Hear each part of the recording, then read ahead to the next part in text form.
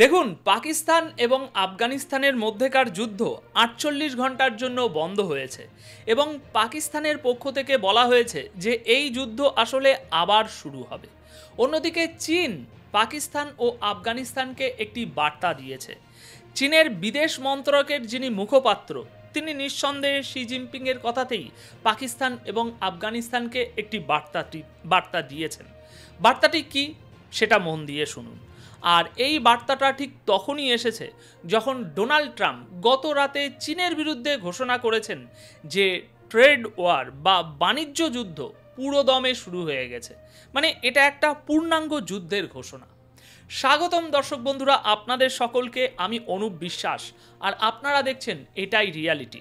আসুন এবার এই গুরুত্বপূর্ণ খবরটির ভিতরের খবরটা একটু বিস্তারিতভাবে বোঝা যাক। দর্শক, চীন বলছে, দেখুন, পাকিস্তান এবং আফগানিস্তান আপনারা দুজনেই আমাদের বন্ধু রাষ্ট্র এবং প্রতিবেশী, তাই আমরা আপনাদের দুজনকেই খুব স্পষ্টভাবে বলতে চাই যে প্রতিবেশী কিন্তু বদলানো যায় না। এই কথাটা মাথায় রাখবেন। যদি আপনারা নিজেদের মধ্যে লড়াই করেন এবং ভাবেন যে প্রতিবেশী বদলে ফেলবেন, তা কিন্তু আপনারা কখনোই পারবেন না। বন্ধু বদলানো যায়, কিন্তু প্রতিবেশী বদলানো যায় না। চীন আরও বলেছে যে এই পরিস্থিতিতে তারা উভয় দেশকেই সমর্থন করে। এমনটা নয় যে তারা শুধু পাকিস্তানকে সমর্থন করছে বা শুধু আফগানিস্তানকে। তারা বলেছে, আমরা এখন আপনাদের উভয় দেশকেই বলছি, আপনারা আর লড়াই করবেন না, শান্ত থাকুন এবং নিজেদের মধ্যে সহনশীলতা বাড়ান। আপনারা যুদ্ধবিরতি করেছেন, এবার এটাকে চালিয়ে যান। এখন একে অপরের উপর আক্রমণ করবেন না। আপনাদের মধ্যে যে সমস্যাগুলো আছে সেগুলোর সমাধান করুন। আলোচনার মাধ্যমে একে অপরের সাথে দেখা করুন। যেখানে সমস্যা, সেই সমস্যার সমাধান করে সঠিক পথে আসুন এবং এর একটি রাজনৈতিক সমাধান বের করুন। এর একটা রাজনৈতিক সমাধানই হওয়া উচিত। দুই দেশ একসাথে বসুন এবং আলোচনার মাধ্যমে সমস্যার সমাধান করে এই অঞ্চলকে একটি বড় যুদ্ধ থেকে বাঁচান। এবার ভাবুন, চীন এও বলেছে, যদি আপনাদের দ্বারা এটা সম্ভব না হয় তাহলে আমাদের বলুন। চীন আপনাদের দুজনের মধ্যে মধ্যস্থতা করতে এবং একটি গঠনমূলক ভূমিকা পালন করতে প্রস্তুত। আমরা চাই আপনাদের দুজনের সম্পর্ক ঠিক হয়ে যাক। আপনারা আর নিজেদের মধ্যে লড়াই করবেন না, একে অপরের উপর কোনো হামলা চালাবেন না। এই বিষয়টাকে এখানেই শেষ করে দিন এবং আলোচনার মাধ্যমে সমস্যার সমাধান করুন। দেখুন, সবচেয়ে প্রথম এবং গুরুত্বপূর্ণ বিষয় হলো, চীন যে এই কথাটা বলেছে যে আপনারা আর আক্রমণ করবেন না, তার কারণ হলো চীন খুব ভালো করেই জানে যে CPEC, China Pakistan economic corridor, তাদের ফ্ল্যাগশিপ প্রজেক্ট, যা বিআরআই বা বেল্ট অ্যান্ড রোড ইনিশিয়েটিভের অংশ। আর আপনারা জানেন যে এই রাস্তা গোয়াদার পর্যন্ত যায়। এই পরিস্থিতিতে চীন খুব ভালো করেই জানে যে যদি এই যুদ্ধ হয় তাহলে প্রথমে এই লড়াই বালুচিস্তান এবং খাইবার পাখতুনখোয়া পৌঁছবে। আর এর ফলে পাকিস্তানে চীনের যে বিলিয়ন বিলিয়ন ডলারের বিনিয়োগ রয়েছে, যেমন রাস্তা, পাইপলাইন, সেগুলোর ব্যাপক ক্ষতি হবে। আপনারা তো জানেনই ইতিমধ্যে বালুচিস্তানে বিএলএ মানে বালুচিস্তান লিবারেশন আর্মি চীনের উপর কতবার হামলা করেছে, তাদের ইঞ্জিনিয়াররা মারা গেছেন। এমন ঘটনা অনেকবার ঘটেছে। তাই এখন যদি আফগানিস্তান ও পাকিস্তানের মধ্যে যুদ্ধ শুরু হয় তাহলে স্বাভাবিকভাবেই নিরাপত্তা বাহিনী সেখানে ব্যস্ত হয়ে পড়বে। আর সেই সুযোগে বিএলএ এবং টিটিপি, তেহরিকে তালিবান পাকিস্তান এবং অন্যান্য শক্তিগুলো এর সুবিধা নেবে। চীন এটাও খুব ভালো করে জানে যে আফগানিস্তানের সাথে তাদের একটি খুব সরু সীমান্ত রয়েছে, যা ওয়াখান করিডোর নামে পরিচিত, এবং এটি চীনের সিংজাং প্রদেশের সাথে মিলিত হয়েছে। চীন দেখছে যে এই অঞ্চলে আমেরিকার নিজস্ব স্বার্থ রয়েছে, তারা এখানে যুদ্ধ ছড়াতে চায়। ইসরায়েল ইরানের উপর হামলা করার জন্য একেবারে প্রস্তুত হয়ে বসে আছে এবং তারা পুরো অঞ্চলকে অস্থিতিশীল করতে চায়। তাই চীন ভয় পাচ্ছে যে এই সন্ত্রাসবাদ এবং চরমপন্থার আগুন যেন তাদের দিকে না আসে, এই জঙ্গি গোষ্ঠীগুলো যেন তাদের জড়িয়ে না ফেলে এবং পরিস্থিতি এমন না হয় যে এই সন্ত্রাস চীনের ভিতরেও পৌঁছে যায়। এবং তাদের ক্ষতি করে। এবার দ্বিতীয় এবং সবচেয়ে গুরুত্বপূর্ণ বিষয়টা শুনুন। দেখুন, আফগানিস্তানের ভিতরে যে খনিজ সম্পদ আছে, যেমন লিথিয়াম, তামা, রেয়ার আর্থ এলিমেন্টস, যা ইলেকট্রিক গাড়ি ইন্ডাস্ট্রি থেকে শুরু করে সব কিছুতেই ব্যবহৃত হয়, চীন এগুলো সেখান থেকে উত্তোলন করছে। তারা সেখানে বিলিয়ন ডলার বিনিয়োগ করেছে এবং তাদের আরও অনেক কোম্পানি বিনিয়োগ করছে। তাই চীন জানে যে যদি এখানে যুদ্ধ হয় তাহলে প্রথমেই তাদের বিলিয়ন ডলারের বিনিয়োগ আটকে যাবে।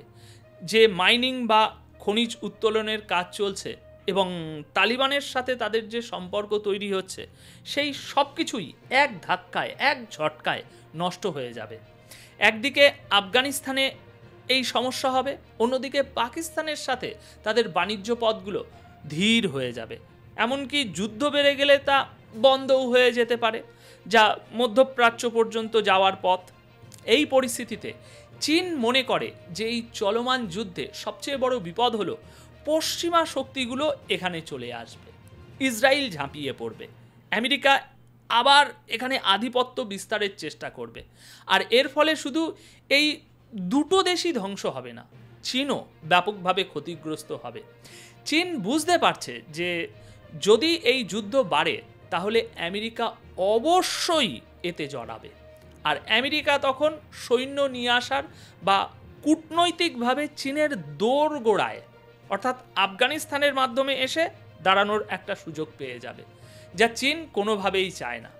তাই চীন বলছে, ভাই শান্তি স্থাপন করো, লড়াই শেষ করো, অনেক হয়েছে, তোমরা একে অপরকে অনেক শক্তি দেখিয়েছো, অনেক পেশি ফুলিয়েছো, এখন আলোচনার মাধ্যমে সমস্যার সমাধান করো।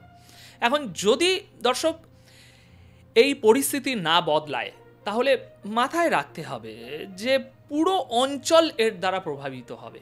আর চীন এই মুহূর্তে এমন কোনো পরিস্থিতি সামলানোর জন্য একেবারেই প্রস্তুত নয়। তাদের বিলিয়ন ডলারের প্রজেক্টের ক্ষতি হোক, এটা চীন কখনোই চাইবে না। দেখুন, এই পুরো বিষয়টাকে আপনারা এইভাবেও বুঝতে পারেন যে চীন এটাও দেখছে যে আমেরিকা ইউক্রেনকে টমহক মিসাইল দিচ্ছে এবং তারা বলেছে যে আমেরিকাই গিয়ে সেই মিসাইল চালাবে, কারণ সেটা ইউক্রেনের পক্ষে চালানো সম্ভব নয়। যখন আমেরিকানরা এই মিসাইল চালাবে তখন সেটা সরাসরি রাশিয়ার উপরে গিয়ে পড়বে এবং তারা মোটামুটি 40-50টা জায়গার টার্গেট করার সিদ্ধান্তও নিয়েছে। সুতরাং চীনকে একদিকে রাশিয়াকেও সমর্থন করতে হবে যদি আমেরিকা ওখানে যুদ্ধ বাড়িয়ে দেয়, লড়াই করে, আর এদিকে আফগানিস্তান, পাকিস্তান, ইরান এবং মধ্য এশিয়াতেও যদি লড়াই হয় তাহলে এর সোজা প্রভাব চীনের উপর পড়বে। আর আপনারা তো জানেনই, ডোনাল্ড ট্রাম্প চীনের উপর 500% শুল্ক বসানোর ইঙ্গিত দিয়েছে। এবার ভাবুন, মামলাটা কিন্তু এখানেই শেষ নয়, এর মধ্যে ভারতকে নিয়েও কথা উঠেছে। ট্রাম্প বলেছেন যে মোদি তাকে আশ্বাস দিয়েছেন যে ভারত আর কোনো অবস্থাতেই রাশিয়া থেকে তেল কিনবে না। যদিও ভারত আনুষ্ঠানিকভাবে এই বিষয়ে কিছু বলেনি, কারণ এটা পুরো ফালতু কথা। ভারত শুধু বলেছে যে যা তাদের দেশের মানুষের স্বার্থে হবে তারা সেই সিদ্ধান্তই নেবে। আর স্বাভাবিকভাবেই এখনো পর্যন্ত রাশিয়াই ভারতের স্বার্থ রক্ষা করছে, তাই ভারত এই ভুল কোনোদিনই করবে না। চীন এই পুরো ব্যাপারটা দেখছে এবং বুঝতে পারছে যে যুদ্ধ এশিয়াতে এসে গেছে, আর এর ফলে সমস্ত দেশ এর মধ্যে জড়িয়ে পড়বে। চীন তাদের বলেছে, হয় আপনারা আপনাদের প্রতিবেশী বদলে ফেলুন, যদি আপনাদের সেই ক্ষমতা থাকে যে দেশটাকে তুলে নিয়ে অন্য কোথাও নিয়ে যাবেন, আফগানিস্তান অন্য কোথাও শিফট হয়ে যাবে, পাকিস্তান অন্য কোথাও চলে যাবে, তাহলে একটা কথা ছিল। কিন্তু এমন তো হতে পারে না, আপনাদের একসাথেই থাকতে হবে এবং সারা জীবন থাকতে হবে। তাই সবচেয়ে ভালো উপায় কি, আপনারা এই হামলা বন্ধ করে দিন। দেখুন, চীনের জন্য এই মুহূর্তে সবচেয়ে বড় সমস্যা হলো তাদের উপর প্রচণ্ড পরিমাণে শুল্ক চাপানো হয়েছে। আমেরিকার বাজার তাদের জন্য একটা বিশাল বাজার ছিল, এটা অস্বীকার করলে হবে না। রেয়ার আর্থ এলিমেন্টস নিয়ে একটা যুদ্ধ শুরু হয়েছে। ট্রাম্প এই মুহূর্তে নিয়ন্ত্রণের বাইরে চলে গেছেন এবং এই কারণেই চীন বলছে যে আপনারা ব্যাপারটা বোঝার চেষ্টা করুন, আমেরিকা হস্তক্ষেপ করার সুযোগ পেয়ে যাবে। আপনাদের যুদ্ধ, এই যে যুদ্ধটা আপনাদের, এই যুদ্ধটা শুধু আপনাদের সীমান্তের মধ্যে সীমিত থাকবে না, এটা নিয়ন্ত্রণের বাইরে চলে যাবে, নিয়ন্ত্রণের বাইরে চলে যাবে। তাই এবার থামুন, এখানেই থেমে যান, এই লড়াই শেষ করুন, না হলে কিচ্ছু বাঁচবে না, না আপনার, না আমাদের, না অন্য কারোর। তাই কোনো ভুল ধারণার মধ্যে থাকবেন না, শক্তি দেখাবেন না, একে অপরের উপর হামলা করার কথা ভাববেন না। আপনাদের হয়তো কোনো ধারণাই নেই যে পরিস্থিতি কোন দিকে যাচ্ছে। এখন যাই হোক, একটা কথা তো নিশ্চিত যে এই লড়াই যদি এখানে না থামে তাহলে তা সত্যিই খুব ধ্বংসাত্মক হতে চলেছে।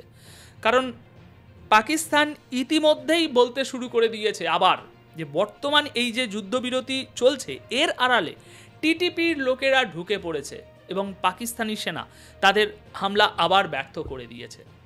এখন সব কিছু মিলিয়ে যদি আমরা বর্তমান পরিস্থিতি দেখি তাহলে সত্যি মনে হচ্ছে না যে এই যুদ্ধ কোনোভাবে থামবে। পরিস্থিতি যেদিকে এগোচ্ছে তা খুবই উদ্বেগজনক। এখন দেখা যাক সামনে আর কত দূর এই জলটা গড়ায়।